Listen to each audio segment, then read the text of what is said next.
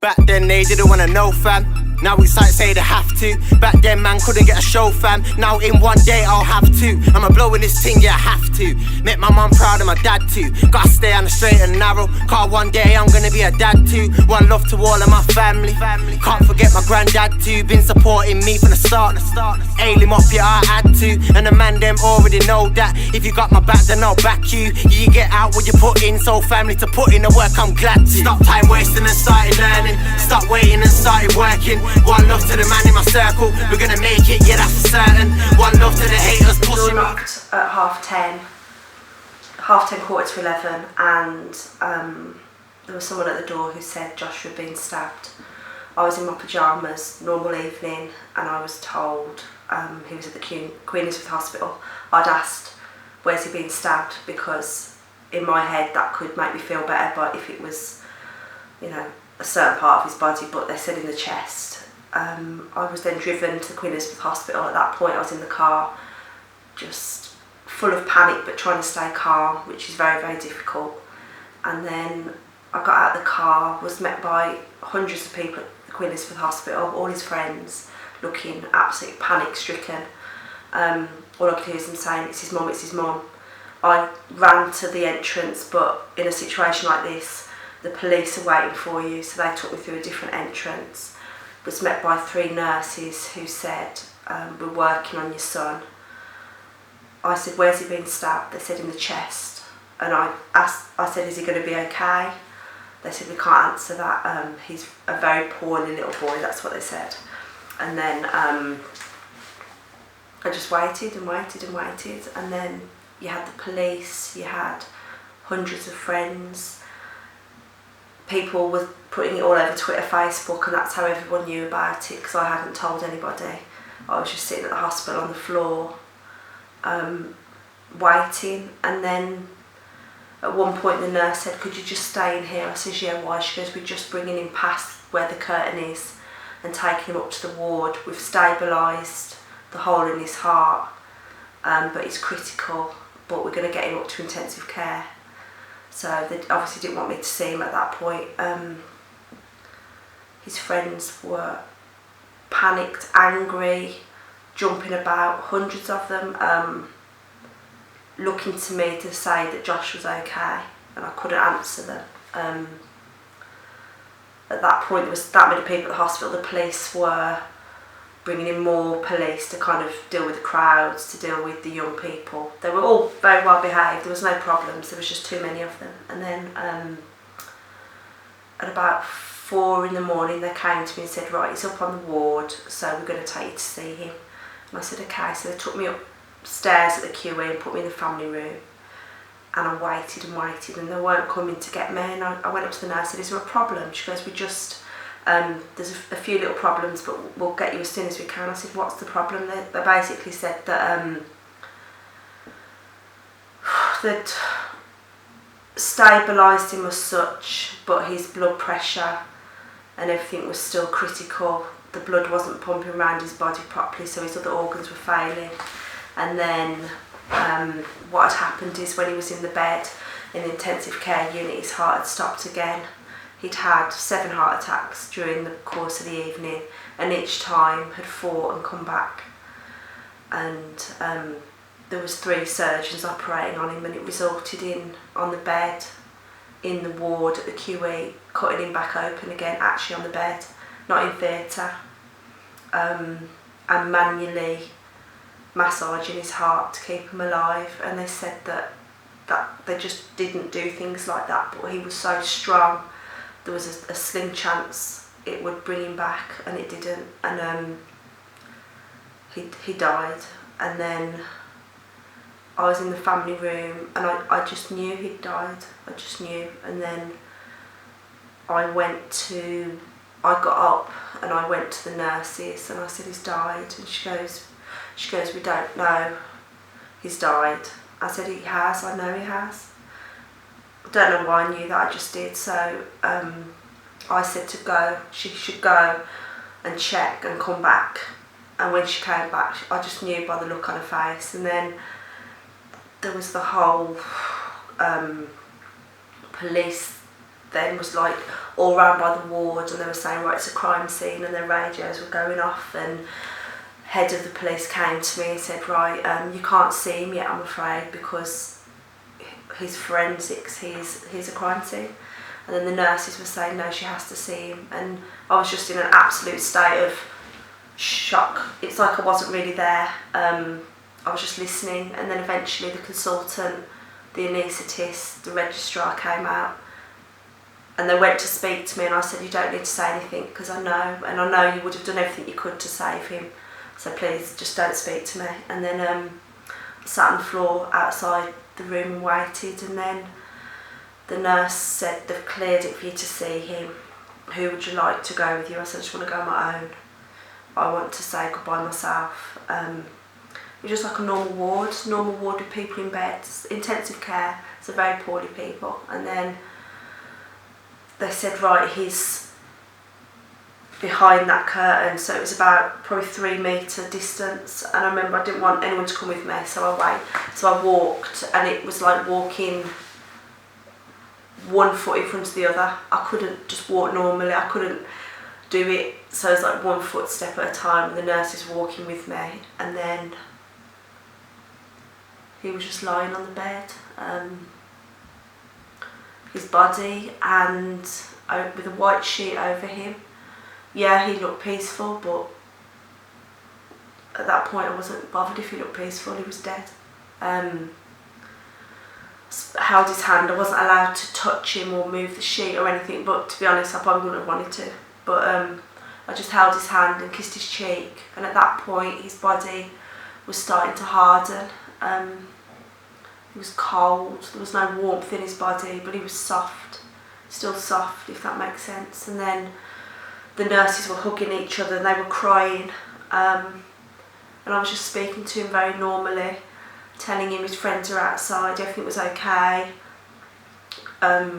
his grandparents, you know, are okay, and you know, he's at peace now. And then held his hand, kissed him, hugged him, which probably wasn't allowed to, but I didn't really care, and then hugged him and said to him, I've got to go now. And I knew that if I didn't say that to him and I didn't turn around and walk, it probably would have been a situation where I'd have just lost my mind and probably just clung to him, and then it, you know, so I just had to be kind of calm, because I just felt that he could sense, you know, my mood, and he didn't like seeing me upset. So I turned around and walked away. They give you a leaflet of what happens next, and if there's anyone you want to contact, they give you a little booklet. You turn around and you walk out, and that is it. And I think your brain just takes over, it takes it to a level that you can't imagine, because how could you do that? How could you walk away? How could you kiss your child goodbye? It's something you can't imagine. And then the police, all on the radio, says, right, we're going to announce it to the crowds. And I was like, no, you're not, because I was concerned that if the police said it in a very matter-of-fact way, it would all go off in the car park and it would end up in fighting, and that would be, his friends wouldn't want to be seen like that. So I said, look, I'll tell them. So went down in the lift, and then walked through A&E where I'd come in, the nurses were holding each other crying. I hugged them, thanked them, and then walked out through the double doors of the A&E. Was met by so many young people just looking at me. It was silent, they just all turned and stared, and I just shook my head and said, he's gone. And then people just dropped to the floor, people put car windows through, people cried, people screamed. And I just remember walking to my sister's car, getting in the car, phoning my friend, and she said, oh, you know, why are you ringing me so early? It's only something bad happens if you ring me this early. And I just said, Josh is dead. And she said, what do you mean? I said, he's dead. I said, he's dead. And drove home. I can't remember the drive home. I just remember coming in here and it being left how it was when I left the previous evening. Josh's bedroom door was open, trainers, aftershave, as he'd left it. And then I just sat on the kitchen floor. I don't know why, but cold surfaces kind of kept me alert. So in the hospital I sat on the floor.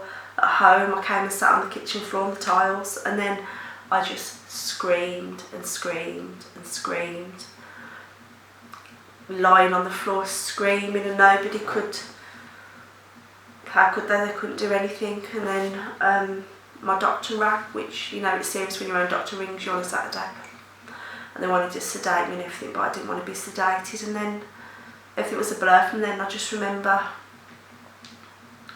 people coming and the press and being all over the news, the radio, Twitter, Facebook, and it just blew up. And I was just thinking that my Josh, not Depzman, that's my Josh, my little boy. And then it's just, something takes over, because you can't see yourself surviving a minute, let alone a day, a week, and then now 2 years later I'm still here. You can't imagine being able to do that, but something in you takes over, some survival, and you just get on with it. The impact for me, I think day to day, is the loneliness and the kind of trying to accept that I will never ever see him again, but I still don't allow my brain to think that. He comes into my head all the time, and I try and block that image because it's too painful. I clean his bedroom every day, I tidy it up, I light candles, I make it smell nice, I open his curtains, as if he's still here, and I don't know if that's a comfort.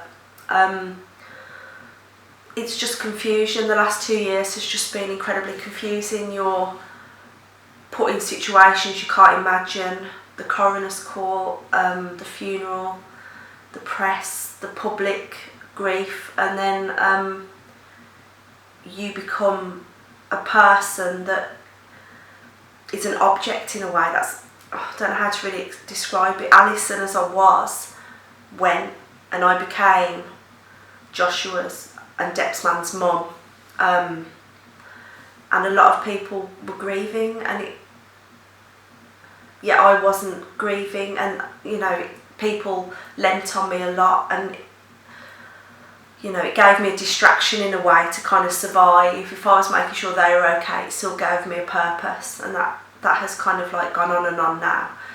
And there was hundreds of people that were like, I'm going to be here for you, I'll look after you, I'll never let you struggle. And I'm sure they meant it at the time, but what tends to happen is they get on with their life, because there's no other person in this situation. You know, there's only one person that Joshua grew inside, and I gave birth to him. No one else had that. So even my closest family, nobody was his mum except for me. So nobody understands the pain except for me. You know, and it's taken me, you know, 2 years and still learning every day that I have to understand and appreciate. People are not going to get my pain, because no one is me, and he was my son, I was his mum. There's no other person that has that relationship. So I've gone through every emotion, frustration, anger, you know, disappointment, and then I try and be more kind of positive and think, okay, I have to try and understand for them that they don't really understand my pain. So you just kind of have to get on with it on your own, and it is a very lonely place, losing your only son, because, you know, everyone knows this, but he was everything I had.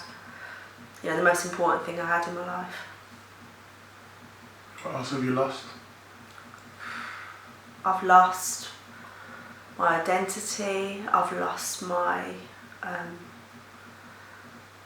security in my own mind, I've lost my husband, I've lost my friends, I've lost my job, I've lost a lot. The Alison that was somebody that could fly around the world, go out, go abroad on her own happily. I can't do that anymore.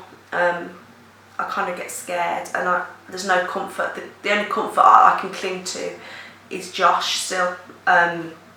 Anything to do with Josh I can do, anything that's talking about Josh I can do, anything that's Depzman related, I'll go out there and I'll be incredibly good at it. But when it comes to Alison, I struggle.